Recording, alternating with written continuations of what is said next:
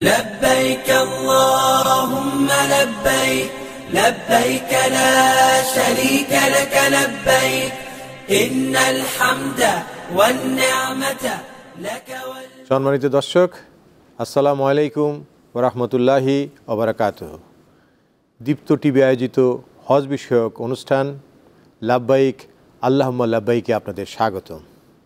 Air Asia নিবেদিত উক্ত অনুষ্ঠানের সহযোগিতায় আরও যারা এগিয়ে এসেছেন তারা হচ্ছে মাইক্রোফাইবার গ্রুপ, ডিএফএসকে, ইহরাম সোপ ও শরীফ হজ গ্রুপ। উক্ত অনুষ্ঠানে বরাবরের ন্যায় আমাদের দেশবরেণ্য কিছু আলেমী দ্বীন উপস্থিত হয়ে থাকেন। আজকে আমরা খুবই ভাগ্যবান একজন জনপ্রিয় ইসলামী ব্যক্তিত্ব বাংলাদেশের, যাকে আমরা সবাই চিনি, অনেক জ্ঞানগর্ভ আলোচনা যিনি করেন, মুফতি সাইফুল ইসলাম, যিনি খতিব হিসেবে আছেন মসজিদ তাকওয়া ধানমন্ডিতে। উনি আমাদের মাঝে আজ উপস্থিত হয়েছেন, ওনাকে স্বাগতম। আসসালামু আলাইকুম রহমতুল্লাহ বরকাত। তার পাশাপাশি আমরা আরেকজন অতিথিকে আজকে পেয়েছি, তিনি হজ সেবা নিয়ে কাজ করেন এবং উনি হচ্ছেন শরীফ হজ গ্রুপের সম্মানিত চেয়ারম্যান মাওলানা আমানুল্লাহ মোহাম্মদ আমান। আপনাকেও স্বাগতম। আসসালামু আলাইকুম রহমতুল্লাহ। আপনাদের দুজনকেই আমরা দীপ্ত টিভির পক্ষ থেকে ধন্যবাদ জানাচ্ছি হজ বিষয়ক এই সুন্দর আলোচনায় আমাদের মাঝে উপস্থিত হওয়ার জন্যে। আপনাকে অনেক অনেক শুকরিয়া। মহতারাম, হজ তো শুরু হয়ে গিয়েছে। হজের যে মূল কার্যক্রম 8ই জিলহজ থেকে হবে, আর এখন হাজিরা সবাই মক্কা মদিনামুখী। অনেক কার্যক্রমের ভিতরেই হাজিদেরকে এখন অতিবাহিত করতে হবে সামনের দিনগুলো। আমি শুধু এইটুকু জানতে চাই যে হজ আমরা করব, হজে কিছু আমাদের কমন ভুল হয়, এই ভুলগুলো আমরা কিভাবে শুধরাতে পারি বা এই ভুল যাতে না হয় তার থেকে পরিত্রাণের কী উপায় থাকতে পারে? ইন্নাল হামদুলিল্লাহ ওয়াসসালাতু ওয়াসসালামু আলা রাসূলিল্লাহি আম্মা বা'দ। আপনাকে অনেক অনেক ধন্যবাদ জানাচ্ছি। আসলে আপনি সঠিক কথা বলেছেন এবং খুবই গুরুত্বপূর্ণ এটা বিষয় যে অনেক ক্ষেত্রেই আমরা যারা হজ করতে যান তাদের এমন অনেক বিষয় আমরা লক্ষ্য করে থাকি যে তারা আর কি ভুলকে ভুল মনে করেন না, বা এই ব্যাপারে তাদের না জানা থাকার কারণে দেখা যাচ্ছে একটা ভুল কাজকে উনি শুদ্ধ কাজ মনে করে যাচ্ছেন। যেমন মনে করুন, আমরা এমন অনেক ভাইদেরকে দেখেছি এবং আমরা তাদেরকে সতর্ক করেছি যে উনি এহরামের কাপড় পরে আছেন, আবার মাথায় একটা টুপিও দিয়ে আছেন। উনি ভাবছেন যে টুপি মাথায় থাকবে না, এটা কেমন কথা, সবসময় টুপি পরে নামাজ ইবাদত করে। জি, আসলে উনি এটা হয়তো জানেন না যে এহরামের কাপড় পরিধান করার পরে বা হজ বা ওমরার নিয়ত করার পরে আসলে মাথা ঢাকা যায় না বা মাথায় কোনো কিছু দেয়া যায় না। কিন্তু এটা না জানা থাকার কারণে দেখা গেছে যে এটাকে উনি আমল মনে করে, ভালো কাজ মনে করে উনি কিন্তু টুপি দিয়ে আছেন। আমরা এমন অনেককে দেখেছি যে অনেক ভাইরা আছেন যারা এহরামের কাপড় পরে গোসল করতে গিয়েছেন, গোসল করে ফেরার পথে দেখা গেছে উনি প্যান্ট পরে বের হয়ে গেছেন। আমরা এটা দেখেছি যে উনি ওমরা করতে গিয়েছেন বা হজ করেছেন, চুল মুন্ডন করার আগেই উনি ওনার ড্রেস চেঞ্জ করে ফেলেছেন। এমন অনেক বিষয় আছে আমাদের সামনে যেটা আমরা যদি বলতে যাই ইচ্ছাকৃত না হয়, কিন্তু এই ব্যাপারে তাকে আগে থেকে একটু সচেতন হতে হবে। কেন সচেতন হতে হবে? এই ক্ষেত্রে আমি একটা কোরআনে কারিমের আয়াত বলতে চাই। আল্লাহ সুবহানাহু ওয়া তাআলা এমন একটা জীবন বিধান আমাদেরকে দিয়েছেন, আমরা যদি দুটো জায়গায় তাকাই তাহলে দেখব। যেমন আল্লাহ তাআলা বলেছেন, ফাআলাম আন্নাহু লা ইলাহা ইল্লাল্লাহ, তুমি যে লা ইলাহা ইল্লাল্লাহ বলে ইসলামের সুশীতল ছায়ায় আশ্রয় লাভ করতে চাও, এর আগেও তুমি লা ইলাহা ইল্লাল্লাহর মিনিং কি এটা বুঝে আসার চেষ্টা করো। আরেকটি আয়াত আমরা সবাই জানি যে প্রথম 5টি আয়াত আল্লাহ তাআলা নাজিল করেছেন, সেখানে বলা হয়েছে ইকরা বিসমি রাব্বিকাল্লাযী খালাক, পড়ো তোমার রবের নামে। পৃথিবীতে এমন কোন জাতি আপনি পাবেন যাদের প্রথম কথাটাই শুরু হয়েছে পড়ো দিয়ে? মুসলমান ছাড়া কাউকে পাবেন না। অর্থাৎ আমরা এমন একটা জাতি যাদের জ্ঞান অর্জন ছাড়া বিকল্প কোনো পথ নেই, অথচ আমরা লক্ষ লক্ষ টাকা ব্যয় করে হজে যাচ্ছি, ওমরায় যাচ্ছি, আমরা জ্ঞান অর্জন করি না। ফলে কি হয়, হজ থেকে ফেরার পরে আমাদের ভেতরে অনেক প্রশ্ন জেগে যায়, হায় আল্লাহ, আমি তো এটা করেছি, এটা করেছি, এটা করেছি, এখন আমার হজের কি হবে? এই কারণে আমি অনুরোধ করতে চাই সম্মানিত হাজি সাহেবদেরকে, যারা অলরেডি চলে গেছেন, দয়া করে এখনও সময় আছে, আপনি হজ সম্পর্কে ভালো করে একটু জেনে বোঝার চেষ্টা করুন, একটু জ্ঞান অর্জন করুন যে কি করলে হজ নষ্ট হয়ে যেতে পারে এবং হজের ক্ষেত্রে কি কি করা যাবে না, কি কি করতে হয়, এই বিষয়গুলো যদি আমরা একটু জ্ঞান লাভ করতে পারি। তার পাশাপাশি আচার আচরণগত কিছু বিষয় থাকতে পারে। আবার অনেক সময় দেখা যায় হজে গিয়ে অহেতুক কিছু উত্তেজনা বা তর্ক বিতর্ক ঝগড়া ফেসাদে জড়িয়ে পড়ে অনেক হাজিরা। আপনি এটা বলছেন, আমি আমার নিজের চোখে দেখা, আমি গত বছর হজের সফরে ছিলাম, ইনশাআল্লাহ আল্লাহ চায় তো এই বছর আমি থাকবো ইনশাআল্লাহ। মাশাআল্লাহ। তো আমি এমনও দেখেছি এক ভাইকে যখন বোঝাবার চেষ্টা করেছি যে ভাই আপনি শান্ত হন, আপনি হজের সফরে আছেন, উনি বলছেন সাইফুল ভাই প্রয়োজনে আগামী বছর আবার হজ করব, আগে তাকে ধরে নিই। অর্থাৎ উনি বুঝতে পারছেন না যে উনি কোথায় আছেন। এই জন্য আল্লাহ সুবহানাহু ওয়া তাআলা বারবার বলেছেন শয়তান কিন্তু তোমাদেরকে আক্রমণ করবে, তোমাদের আচরণকে নষ্ট করে দিবে, তোমাদের দিয়ে পাপ কাজ করাবার চেষ্টা করবে, তোমরা সতর্ক হও। আমরা যদি সতর্ক না হই তাহলে এটা আমাদের জন্য ছোটোখাটো কিছু বিষয় নিয়েও কিন্তু দেখা যায় যে অনেক ধরনের রিয়াকশন করে এই হাজিরা। যেমন আপনি ধরেন যে খাবার দাবার নিয়ে হয়তো সে অনেক ভালো বিত্তবান একজন মানুষ, এমনও দেখা গিয়েছে যে ওখানে গিয়ে তার খাবারের অসন্তুষ্টি, চলাফেরায় অসন্তুষ্টি, অথচ সে স্বল্পকালীন একটা সফরে গিয়েছে, আল্লাহর রাস্তায় সে এই 25-30 দিন বা 40 দিনের জন্য সে নিজেকে নিয়োজিত করেছে, ওখানে আল্লাহর কাছে সে সফর করেছে নিজেকে, কিন্তু তার খাবার দাবার, তারপরে তার গাড়ি ঘোড়া উন্নত মানের হতে হবে, তারপরে তার পোশাক আশাক বা অন্যান্য যে পারিপার্শ্বিক যে বিষয়গুলো, জাগতিক যে বিষয়গুলোকে নিয়ে এত বেশি তাদের চিন্তা চেতনা, rather than they are concentrating on their eternal things. এই যে বিষয়গুলো থেকে পরিত্রাণের জন্য কি কি উপদেশ আপনার পক্ষ থেকে আপনি? এটার ক্ষেত্রে আমি যেটা উপলব্ধি করি বা আমি আমার যে সকল ভাইদের সাথে আমার পরিচয় আছে যারা হজে যান, তাদেরকে আমি যে নাসিহা করি বা আমি নিজেকে যে নাসিহা করি সেটা হলো হজের ক্ষেত্রে আমাদের রুহানিয়াতের শিক্ষাটা বেশি করে রুহানিয়াতের শিক্ষা আর কি। আমি যেন হজের সফরটাকে আমার সাধারণ কোনো ভ্রমণ মনে না করি। এক্স্যাক্টলি। আমি যেন হজের সফরটাকে ওই ইউরোপ গিয়েছি, আমেরিকাতে গিয়েছি, লন্ডন গিয়েছি, ওখানে এটা হয়েছে সেটা হয়েছে, ওটার সাথে হজের সফরকে যেন আমি মেলাবার চেষ্টা না করি। আমি যেন এটা উপলব্ধি করি হজের সফর মানি আমার জান্নাতের সফর, হজের সফর মানি মানুষের মতন মানুষ হবার সফর, হজের সফর মানি প্রশিক্ষণের সফর। এটা যদি উপলব্ধি করে আমি যদি জ্ঞান অর্জন করে যেতে পারি, আবারও বারবারই একই কথা আসছে, জ্ঞান অর্জন করে যদি যেতে পারি, আপনি যে কথাটি বলেছেন যে আমাদের এমন অনেক ভাইদেরকে দেখেছি বাংলাদেশে ডাল খান না, ওখানে ডালে লবণ বেশি না কম এটা নিয়ে মারামারি করছেন। কেন? কারণ জ্ঞান অর্জনের অভাব। এই জন্য জ্ঞান অর্জন করে যেতে পারি, আর সেই সাথে এটার অন্তর্নিহিত অর্থ রোহানিয়াতের শিক্ষাটা যদি নিয়ে নিতে পারি, ইনশাআল্লাহ তাআলা এইসব বিষয় থেকে ইহলৌকিক যে শান শৌকতকে পরিহার করে পারলৌকিক চিন্তা ভাবনাটা বেশি বেশি জাগ্রত রাখতে হবে মনে। আপনাকে অনেক ধন্যবাদ। আমি আজকে আমাদের দ্বিতীয় যে মেহমান আমাদের মাঝে উপস্থিত হয়েছেন মাওলানা আমানুল্লাহ মোহাম্মদ আমান, আমি আপনার কাছ থেকে যেটা জানতে চাবো, যেহেতু আপনারা হাজিদের সেবায় সবসময় নিয়োজিত থাকেন, আপনাদের এই সেবা করতে গিয়ে কি কি সমস্যায় পড়তে হয়? বিশেষ করে আমরা যা জানি যে আপনাদের একজন মুআল্লেমের আন্ডারে থাকতে হয়, সৌদি আরবের একজন মুআল্লেমের অধীনে আপনাদের এই হাজিদেরকে পরিচালিত করতে হয়। অনেক সময় দেখা যায় যে আমাদের মুআল্লেমদের সাথে আমাদের হাজিদের কোনো সংস্রব থাকে না, সংযোগ থাকে না। এক্ষেত্রে এই সেবা কার্যক্রম পরিচালনা করতে গিয়ে আপনাদের কি কি সমস্যার সম্মুখীন হতে হয় এবং এটা থেকে উত্তরণের জন্য আপনারা আরও ভালো কি পদক্ষেপ নিতে পারেন? জি, ধন্যবাদ আপনাকে এত সুন্দর একটা প্রশ্ন করার জন্য। হজের সফরটা আসলে অনেক ধৈর্যের একটা সফর। আপনি ইউরোপ আমেরিকা সফর করছেন, ওটার সাথে এটা মিলাইলে হবে না।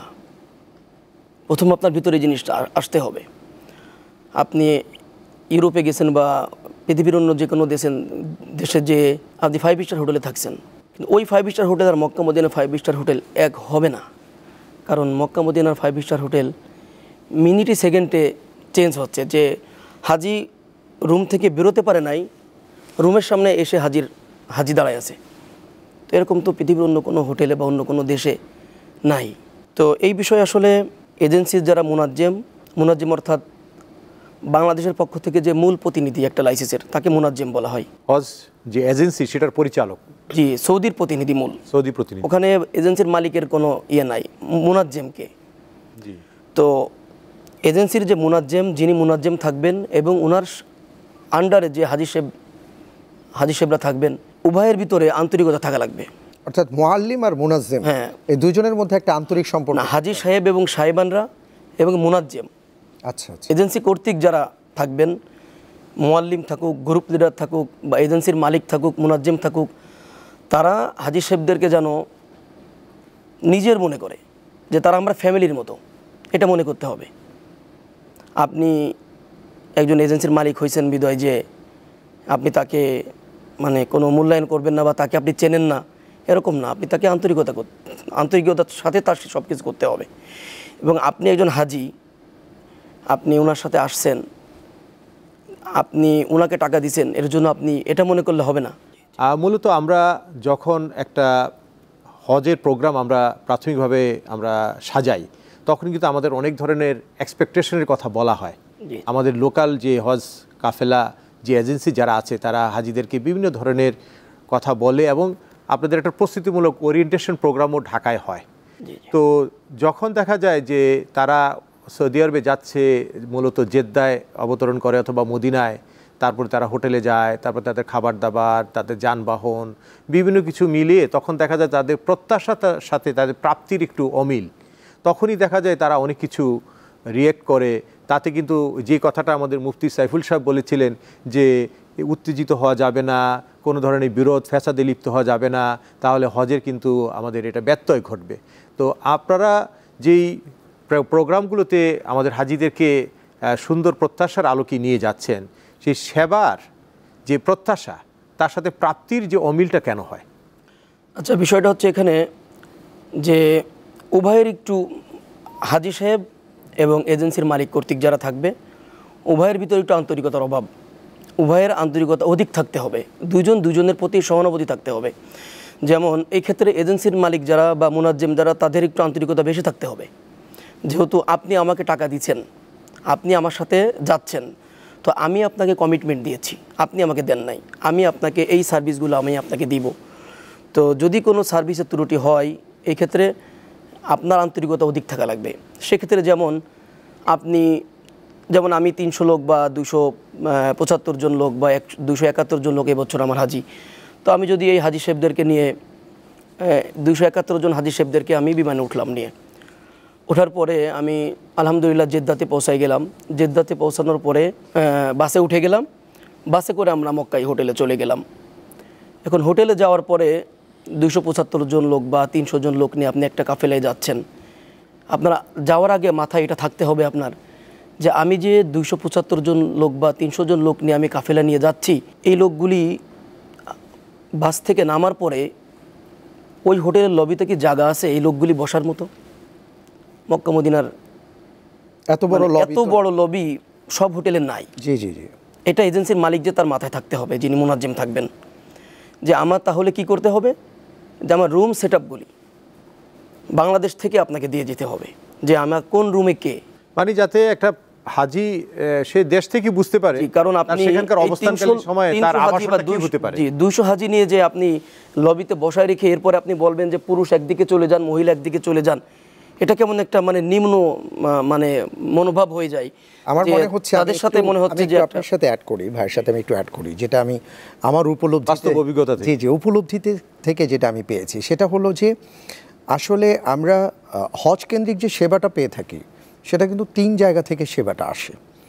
একটা হলো আমাদের কিছু কাজ বাংলাদেশ সরকার করে দেন, কিছু কাজ সৌদি সরকারের অধীনে থাকে, কিছু কাজ আমরা যে সকল কাফেলায় বা মুআল্লিমদের আন্ডারে গিয়ে থাকি তারা করে থাকেন। এখন এই সেবা প্রদানের জায়গাগুলোতে কিছু কিছু জায়গায় দেখা যায় যে এটা মুআল্লিমের কিছু করার থাকে না, বা কাফেলার যিনি নেতৃত্ব দিচ্ছেন তার কিছু করার থাকে না। যেমন মনে করেন আমাদেরকে বলা হয়েছে 6 থেকে 8 ঘন্টা আগে আমরা বাংলাদেশে আশকোনা হজ ক্যাম্পে চলে যাব। এই ক্ষেত্রে তো ওনাদের কিছু করার নেই, এটা সরকারি নিয়ম করা আছে।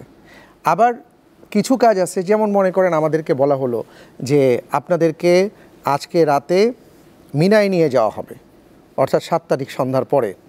এই রাত যে কখন হবে রেডি হইতে বলা হয়েছে সন্ধ্যার সময়, কিন্তু এমনও হতে পারে যে রাত 2টার সময় বাস আসছে। এই যে মাঝখানের যে ব্যবধান, এটা কিন্তু ওনাদের দোষ না, এটা সৌদি সরকার তার সিস্টেম অনুপাতে উনি আমাদেরকে নিয়ে যাবে। এই প্রসঙ্গে আমি একটু মাওলানা আমান সাহেবের কাছে একটু জানতে চাই যে হঠাৎ করে আমাদের যে এই হজের প্যাকেজ মূল্য, যেটা 3.5 লাখ থেকে 4 লাখ টাকার মধ্যে কিন্তু খুব ভালোভাবে আমরা হজ করতে পারতাম, এটা গত বছর থেকে দ্বিগুণেরও বেশি হয়ে গিয়েছে।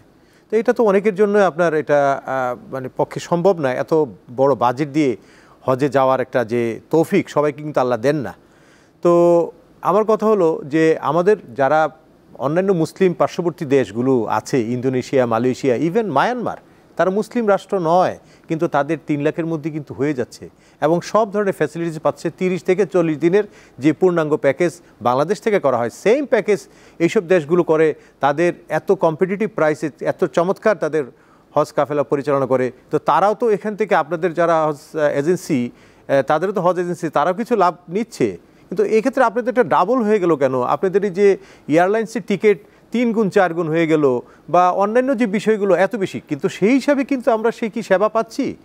আমাদের মিনাতে হাজিরা থাকেন কিন্তু আপনার সেই এক্সটেনশন অফ মিনা, যেটাকে মুজদালিফা বলা হয়, 170 নম্বর থেকে শুরু করে 100 নম্বর তাঁবুতে থাকে। 5 কিলোমিটার থেকে শুরু করে 10 কিলোমিটার হাঁটতে হয় আপনার ওই জামারায় আসতে হলে।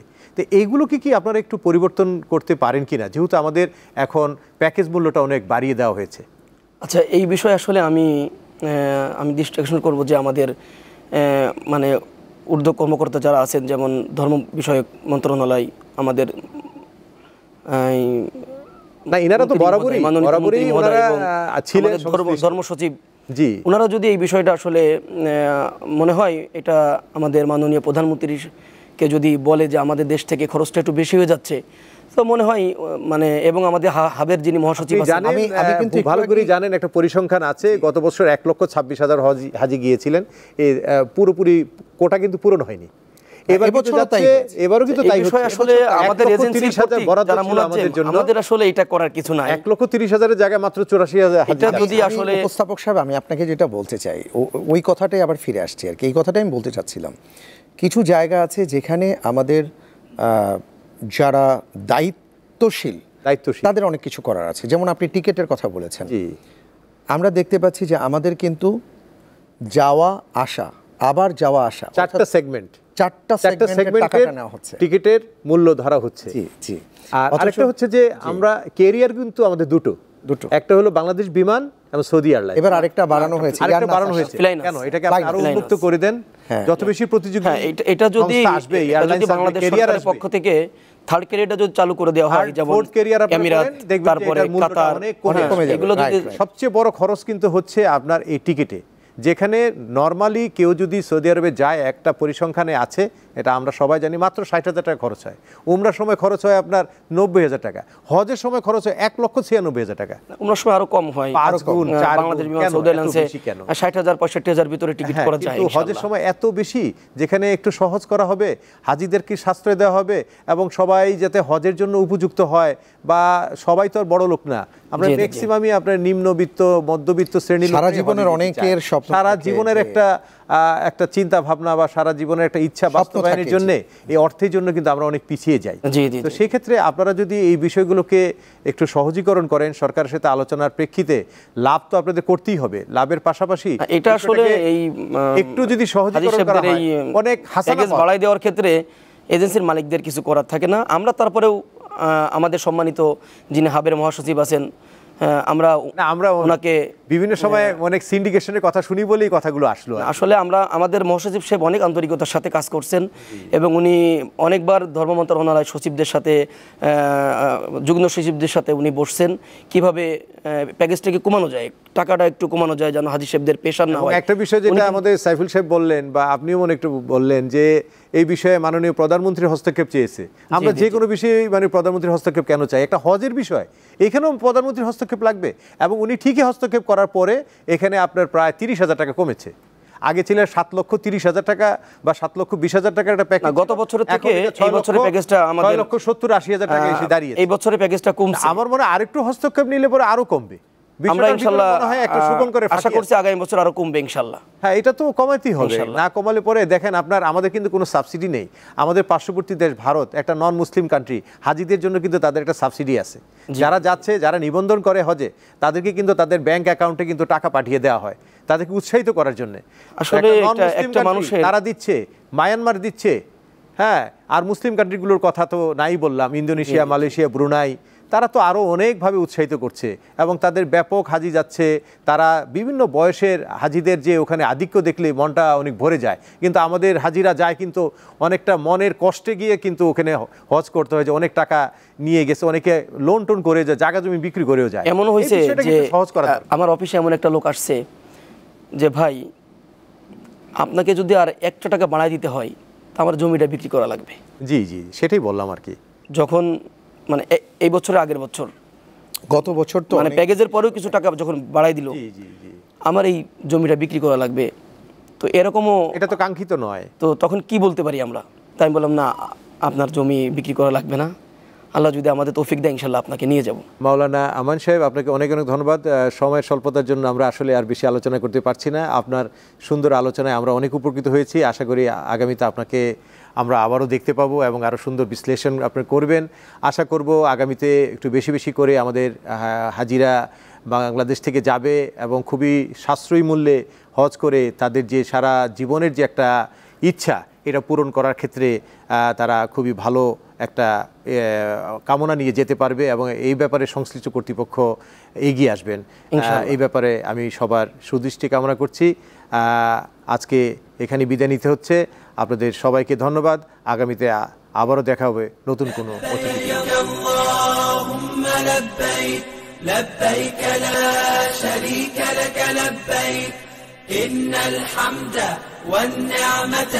لك والملك لا شريك لك